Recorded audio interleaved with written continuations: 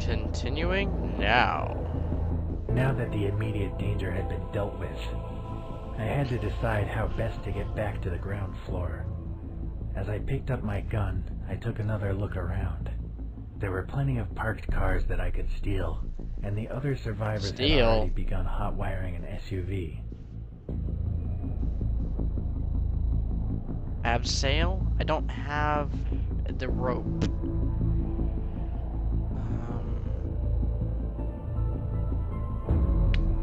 Let's see if this is a bad idea, but I decided that my best bet was to join up with the other survivors. They seemed pleased to see another living human, and were totally overjoyed when I told them I had somewhere safe to go. Since I was the only one who knew the way, they let me drive. As we made our way down through the car park, we realized just how fortunate we had been. The place was crawling with infected, and there was no way we could have escaped on foot. excellent. I sped out of the car park, breaking through the wooden barrier and skidding out onto the main road. I chose the most direct route I could think of, back toward the compound, and drove as fast as I could. I didn't get far, though. Not more than 2 blocks down the street, I came across the remains of a serious traffic accident. Fuck. Several vehicles blockaded the road.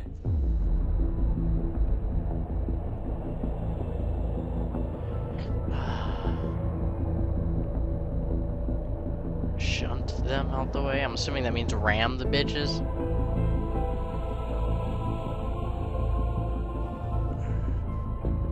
It was risky, but I had to clear a path somehow. I jumped out of the car and began to push the other vehicles out of the way. Luckily, the previous owners had not bothered to put the brakes on before abandoning their vehicles, so it was relatively easy to roll them out of the way. Once I had cleared a path, I jumped back inside and drove off. Woo!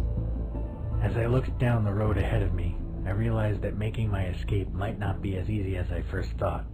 A huge mob of infected assembled on the street ahead. Ah, shit. Back I road. wasn't going to risk driving through a ravenous horde of the infected unnecessarily. I turned off down a small back road and took another route back to the compound. It was a little more time-consuming, but a lot less suicidal. I finally made it out of the town and back to the countryside.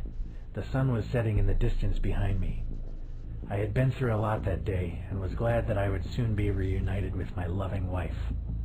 Just when I thought I was out of danger, the engine began to make strange clunking noises. No. I prayed that it would last until I got home, but God didn't seem to be listening.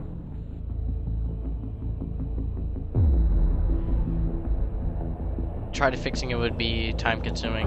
I knew I had no hope of fixing the problem, and it was far too dangerous to waste time trying. Yeah, exactly. The compound was only an hour's walk or so away, so I abandoned the vehicle and resolved to carry on foot. Uh-oh.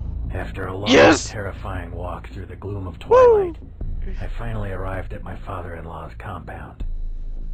I was mentally and physically exhausted, and wanted nothing more than to crawl into bed, cuddle up to my wife, and fall into a deep sleep. I was expecting a far warmer welcome than I received. Despite my heroic efforts on their behalf, the guards wisely insisted that my companions and I prove we hadn't been bitten before being allowed in. Once more I had to strip down to my skin to show that I would remain among the living. With the formalities over and done with, we were finally allowed inside.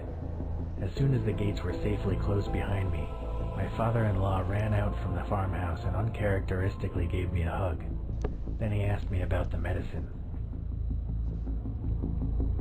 I smiled and showed him the contents of my backpack.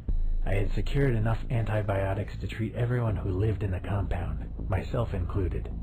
We wasted no time in delivering them to everyone who needed it. Yes. Over the course of the next few days, Only died one the compound time. began to recover.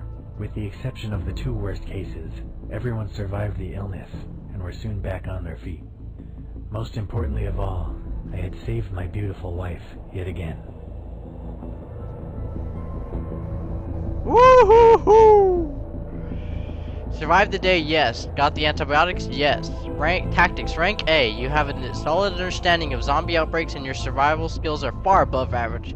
You'd probably survive a real outbreak.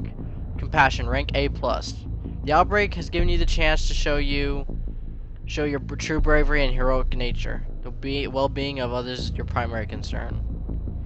And that's it, guys. This has been Ari Powerplay with Dead Frontier Outbreak 2. I'll see you guys later, so laters.